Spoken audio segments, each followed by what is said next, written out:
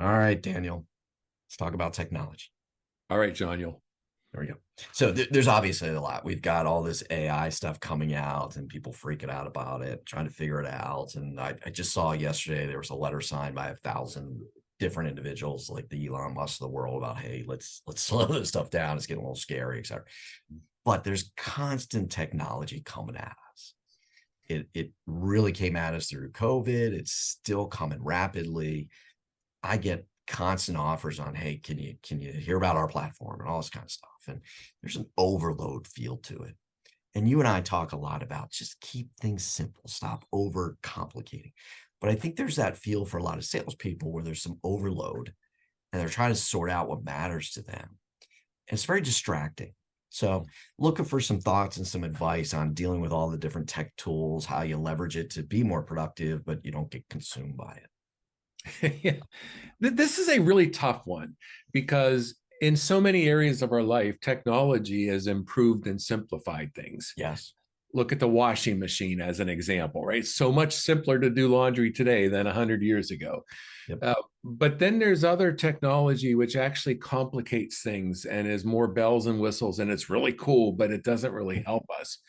And I think in the world of business, we have a lot of that. We have a lot of things which take a lot of time to learn how to use them properly. And then once you use them, yeah, you can do a gazillion things with them, most of which is completely useless.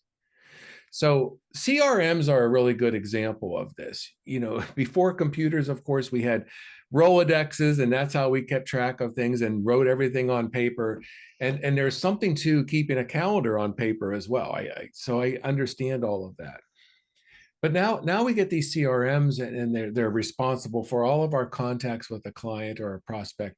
They're responsible for our cookbook activities, which is our prospecting. It's responsible for our pipelines. Yep. But to get all that information, it takes time and effort, and it's just really complicated. As opposed to if you just kept track of things on one sheet of paper. I know that sounds really barbaric, but yeah.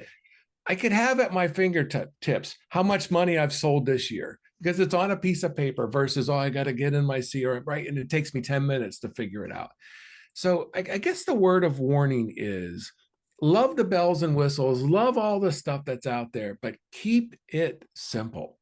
Yes. No matter what you're using, how can I simplify this to actually show me what I need to see and quickly? Yeah, it distracts us so easily. Yeah.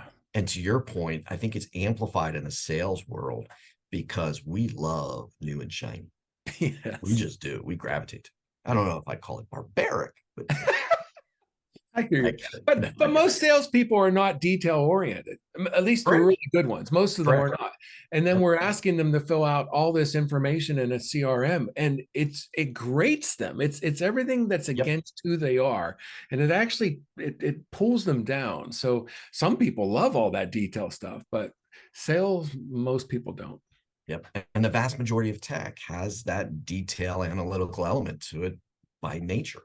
Yes. So yeah. All right, everybody. Be careful on that one. Yeah. Don't let it consume you. That's right.